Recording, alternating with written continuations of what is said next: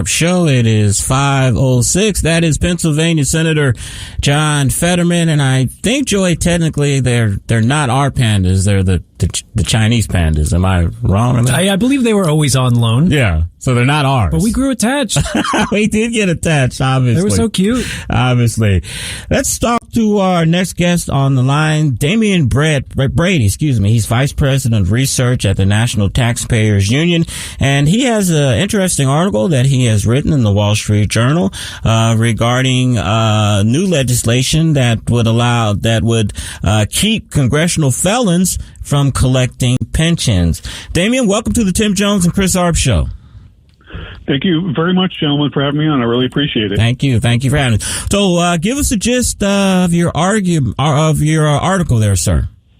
Yeah. So, I've been with the National Taxpayers Union Foundation for a long time now, but even before I started working with the organization, my colleagues, my predecessors, have been trying to fix up government reform in Washington and make sure that congressional felons aren't getting their pension. And we raised attention to this in the 1990s when people like Dan Rostenkowski and Randy Duke Cunningham, former members of Congress who were in jail for corruption and bribery and all kinds of nefarious deeds, were sitting in jail and getting huge pensions paid for by taxpayers.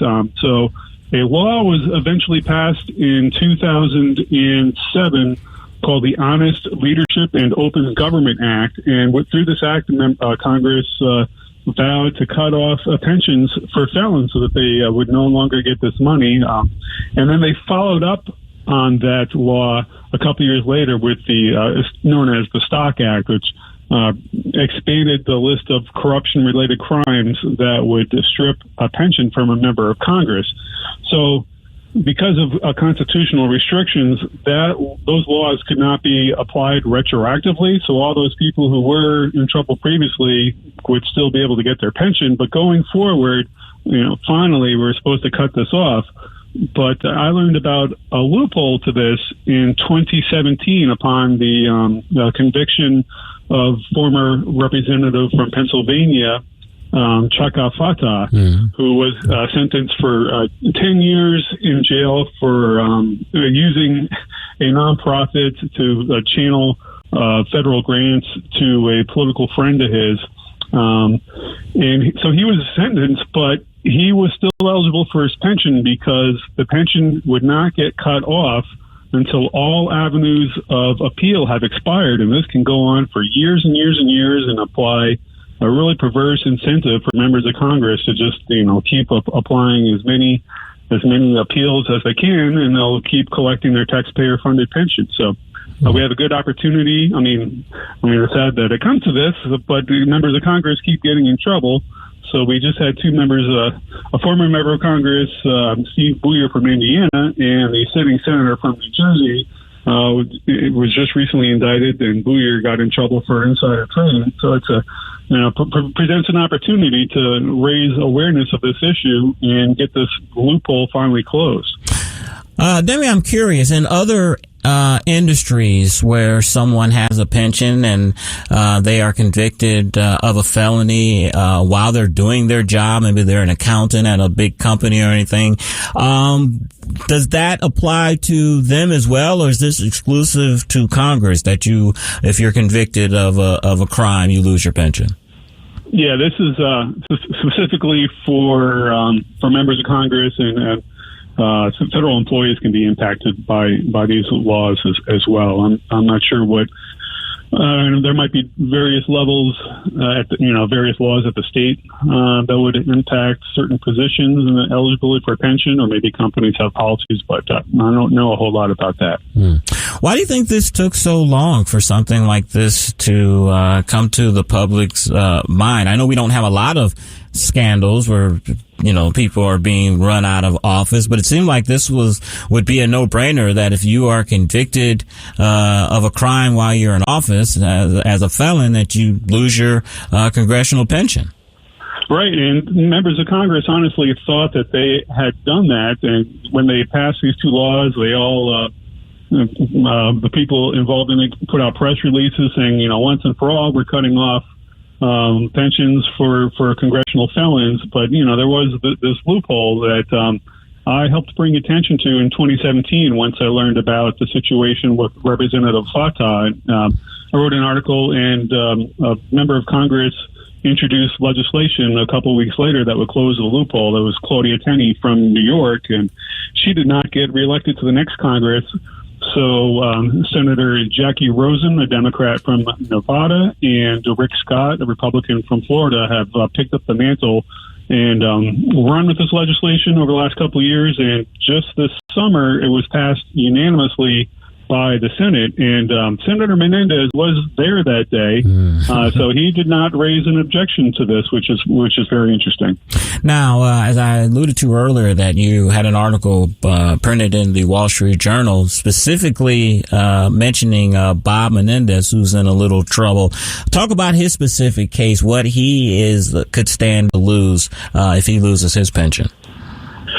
Yeah, he's this is the third time he's been under investigation. He was able to beat one previous set of charges against him, but he has now been freshly indicted for accepting gold bars and lots of cash to help out some local businesses. So the indictments were announced on Friday.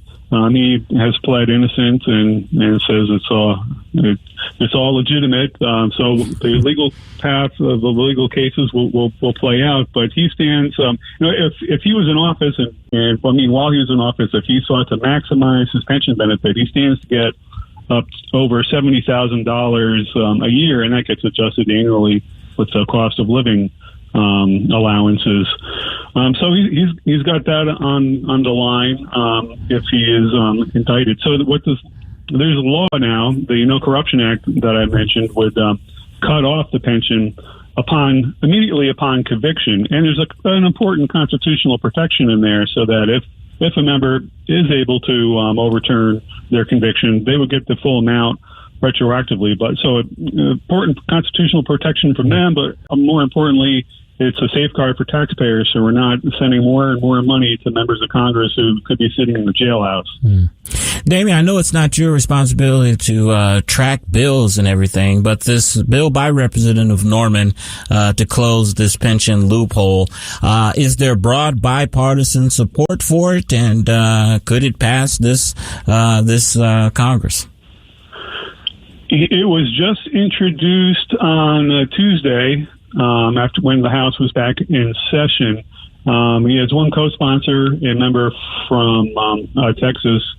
I have not seen if he's picked up any other signatories yet, but given it's been introduced in the past and has had bipartisan support in both chambers, so I think there's a good chance that there's an opportunity to proceed on this important reform. As you said, this should be a no-brainer to make sure that the taxpayers aren't paying out these exorbitant pensions to felons.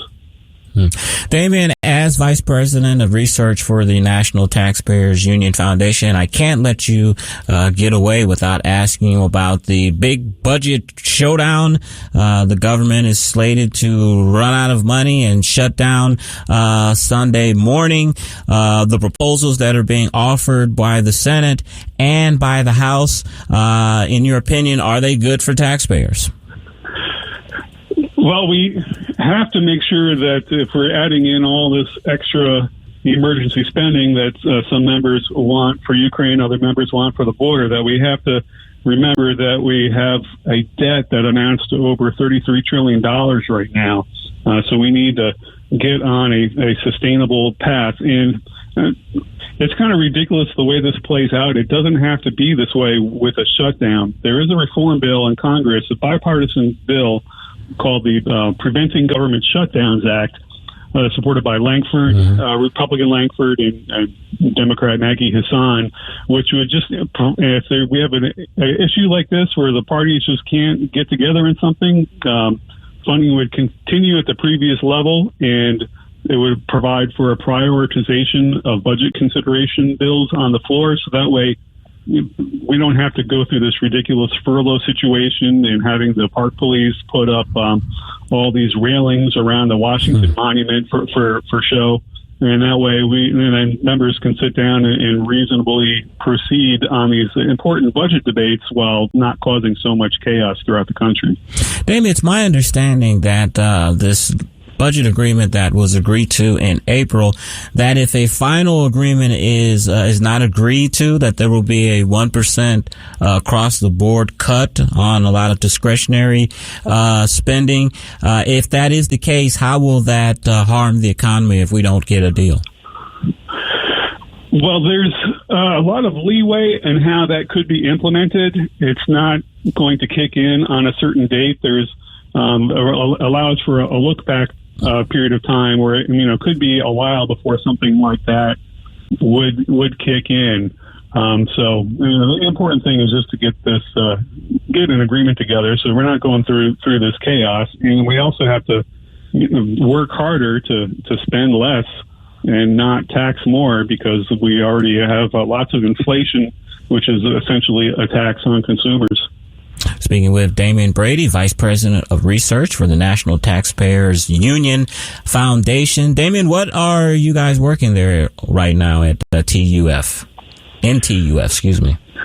Well, we've been working a lot on this No Corruption Act, as you're aware of, and there's lots of other good budget reform bills that have been introduced in Congress, and so we're highlighting efforts to weed out waste and provide for better budgetary data and analysis from the Congressional Budget Office, which all members of Congress turn to get estimates for their legislation that they're working on. And some of the laws and rules that they give CBO to work under provide for some very unrealistic numbers. So we're trying to make sure that members of Congress and taxpayers have the most reliable data available on all the legislative proposals being considered in Congress. And to finish up, Damian, if you were a betting man, what would you put the odds of a quote-unquote government shutdown this weekend? Pretty sure at this point that we will have at least a short government shutdown. I'm hoping it doesn't drag on for too long. I'm hoping that we can get some consensus to move forward. But the government, as the budget process has been dysfunctional for a long time, especially when there's a divided rule between the House and the Senate, or in the White House.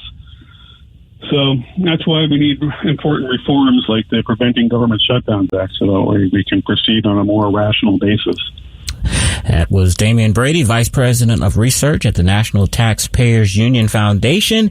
You can reach him at Twitter at Demian Brady, DEMIAN, and they can be reached at NTU.org. Damian, thank you so much, and have a great weekend, and look forward to talking to you again.